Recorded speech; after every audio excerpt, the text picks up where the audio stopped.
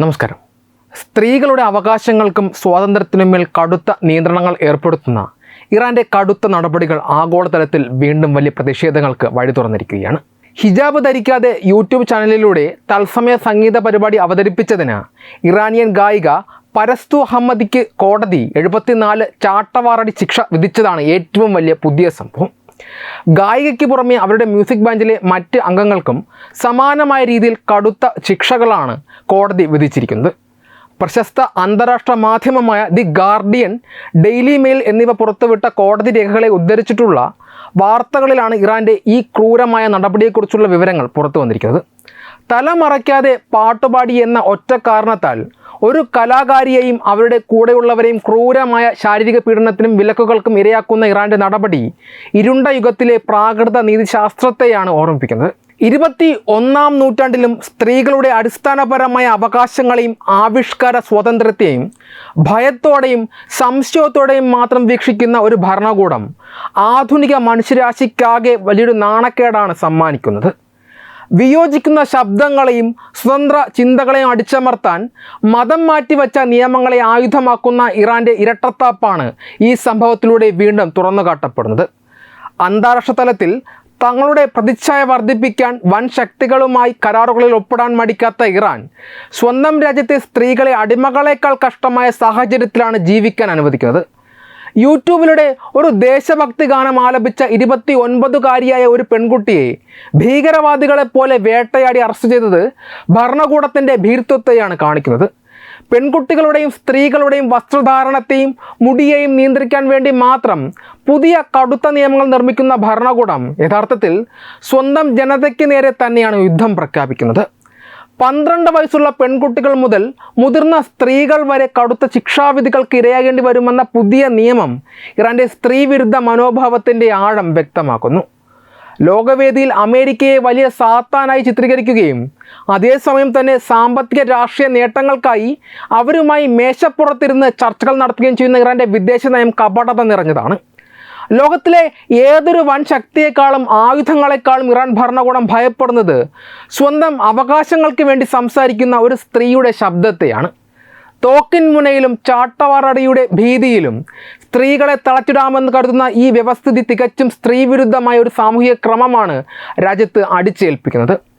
മനുഷ്യാവകാശ പ്രവർത്തകരും മാധ്യമപ്രവർത്തകരും ചൂണ്ടിക്കാണിക്കുന്നത് പോലെ ഇത് സ്ത്രീകൾക്കെതിരെയുള്ള വംശീയവും ലിംഗപരവുമായ ഒരു വലിയ വിവേചനമാണ്.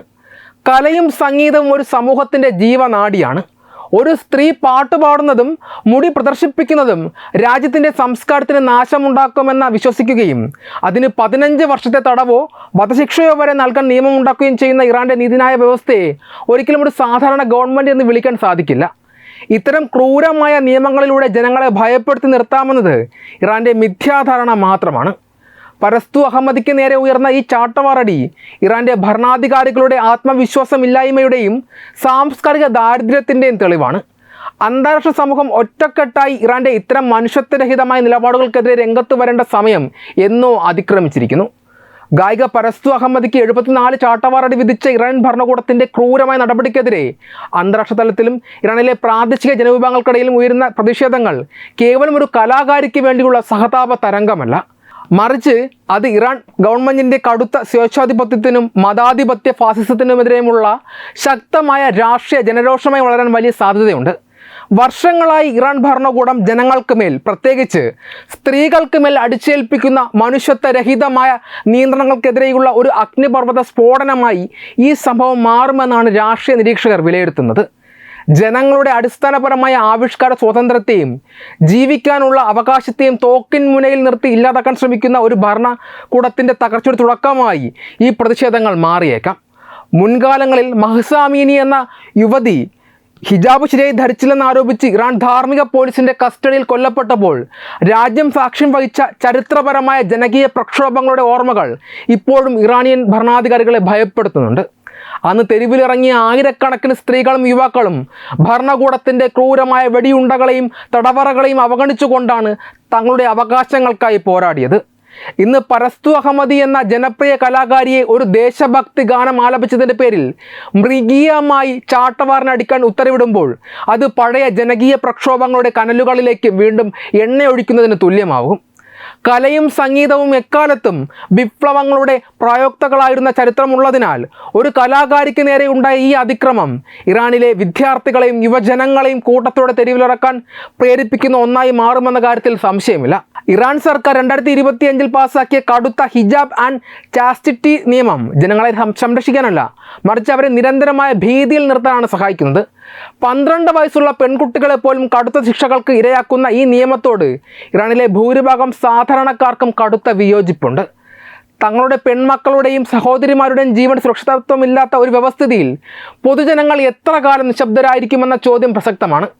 സാമ്പത്തിക തകർച്ചയും അന്താരാഷ്ട്ര ഉപരോധങ്ങളും കാരണം ഇതിനകം തന്നെ പട്ടിണിയിലായ ഇറാനിലെ ജനങ്ങൾക്ക് ഭരണകൂടത്തിൻ്റെ ഇത്തരം സാംസ്കാരിക വേട്ടയാടലുകൾ കൂടിയാകുമ്പോൾ സഹിക്കാവുന്നതിലും അപ്പുറമാകും. ഭരണകൂടത്തിൻ്റെ മുൻഗണന ജനങ്ങളുടെ പട്ടിണി മാറ്റലിലല്ല, മറിച്ച് സ്ത്രീകളുടെ മുടി മറക്കലിലാണ് എന്ന തിരിച്ചറിവ് സാധാരണക്കാരെ ഈ ഗവൺമെൻറ്റിന് നേരെ തിരിയാൻ പ്രേരിപ്പിക്കുന്നു. ലോകത്തിന് മുന്നിൽ തങ്ങൾ ശക്തരാണെന്ന് കാണിക്കാൻ ശ്രമിക്കുന്ന ഇറാൻ ഭരണാധികാരികളുടെ ആന്തരികമായ ഭയമാണ് പരസ്തു അഹമ്മദിയുടെ ശിക്ഷയിലൂടെ വ്യക്തമാകുന്നത്.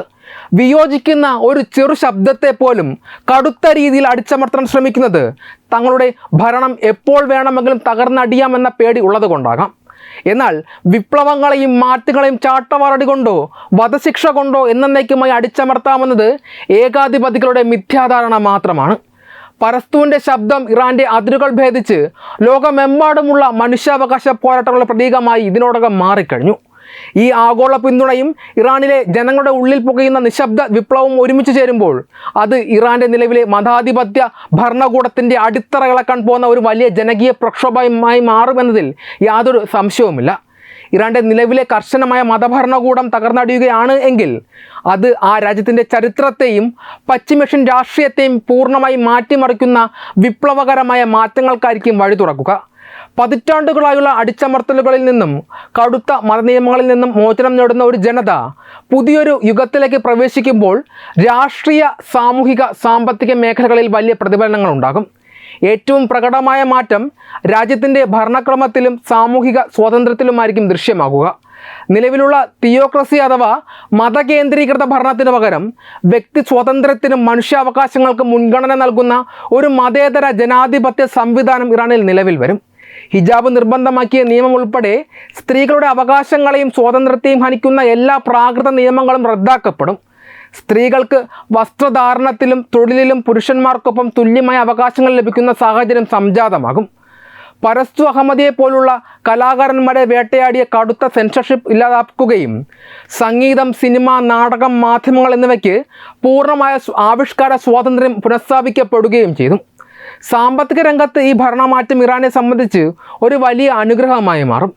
തീവ്രവാദ നയങ്ങളുടെയും ആണവ പരിപാടികളുടെയും പേരിൽ അമേരിക്കയും മറ്റ് പാശ്ചാത്യ രാജ്യങ്ങളും ഇറാനുമേൽ ഏർപ്പെടുത്തിയിരിക്കുന്ന കടുത്ത സാമ്പത്തിക ഉപരോധങ്ങൾ ഇതോടെ പൂർണ്ണമായും പിൻവലിക്കപ്പെടും. ഇറാൻ്റെ പക്കലുള്ള ലോകത്തിലെ ഏറ്റവും വലിയ എണ്ണ, പ്രകൃതിവാതക നിക്ഷേപങ്ങൾ അന്താരാഷ്ട്ര വിപണിയിൽ സ്വതന്ത്രമായി വിൽക്കാൻ സാധിക്കുന്നതോടെ രാജ്യത്തെ ഖജനാവ് ശക്തമാകും.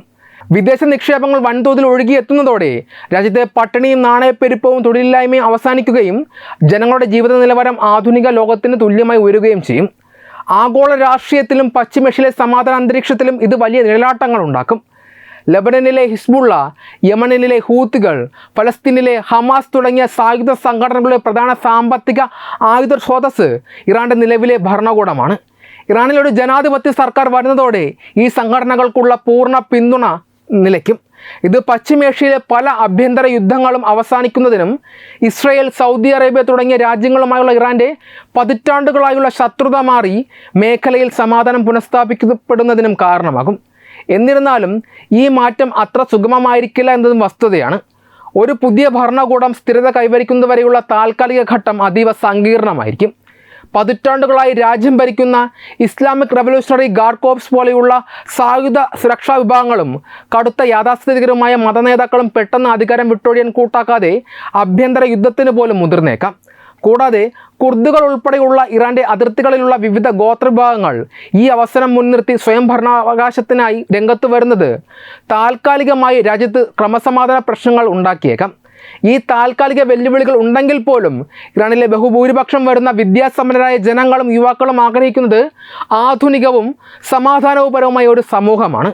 അതുകൊണ്ട് തന്നെ പ്രാരംഭഘട്ടത്തിലെ പ്രതിസന്ധികൾ അതിജീവിച്ചാൽ ലോകത്തിലെ തന്നെ ഏറ്റവും ശക്തമായ സാംസ്കാരിക സാമ്പത്തിക ശക്തിയായി മാറാൻ ജനാധിപത്യ ഇറാന് സാധിക്കും. വെബ് ഡെസ്ക് തത്തുമൈ ന്യൂസ്.